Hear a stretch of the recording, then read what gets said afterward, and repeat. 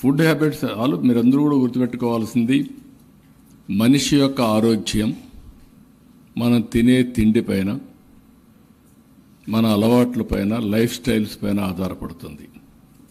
అందుకే చాలా టెక్నాలజీస్ వచ్చాయి, అవన్నీ నేను మళ్ళీ మాట్లాడతాను. కానీ ఈరోజు ప్రపంచం మొత్తం ఆహారపు అలవాట్లు పెరిగి ప్రోటీన్ రిచ్ ఫుడ్కి వెళుతున్నారు.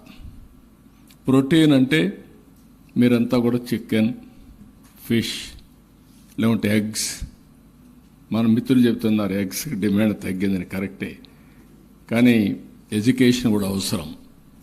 కనీసం నేనైతే మార్నింగ్ అయితే బ్రేక్ఫాస్ట్ ఉండదు, ఓన్లీ ఆమ్లెట్ ఉంటుంది. అది నా మొత్తం లైఫ్ స్టైల్లోనే మార్చుకున్నాం. ఈ విధంగా ప్రతి ఒక్కరు కూడా మార్చుకుంటున్నాం.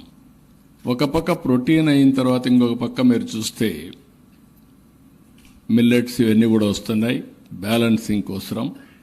ఇంకొక పక్కన ఫ్రూట్స్ అండ్ వెజిటబుల్స్ బాగా పెరుగుతున్నాయి. ఈ విషయం కూడా గుర్తుపెట్టుకోవాలి. దీనివల్ల ఇప్పుడు మొత్తం ప్రపంచం అంతా కూడా హార్టికల్చర్కి ఎక్కువ ప్రాధాన్యత వచ్చింది. అందుకే నేను కూడా మొత్తం చేంజ్ చేస్తున్నాను.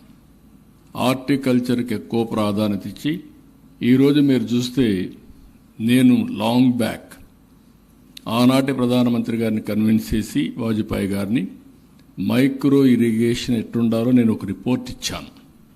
ఆ రిపోర్టే ఇప్పటికి కూడా మైక్రో ఇరిగేషన్కి ఒక బైబిల్ మారిగా, ఒక భగవద్గీత మారిగా దాన్నే ఫాలో అవుతున్నారు. అందుకే నేను గర్వంగా చెప్పగలుగుతున్నా, ఈరోజు 5 సంవత్సరాలు ఒక్క రూపాయి కూడా వీళ్ళు ఇవ్వలేదు. మళ్ళీ ఈ సంవత్సరం పికప్ చేశాం.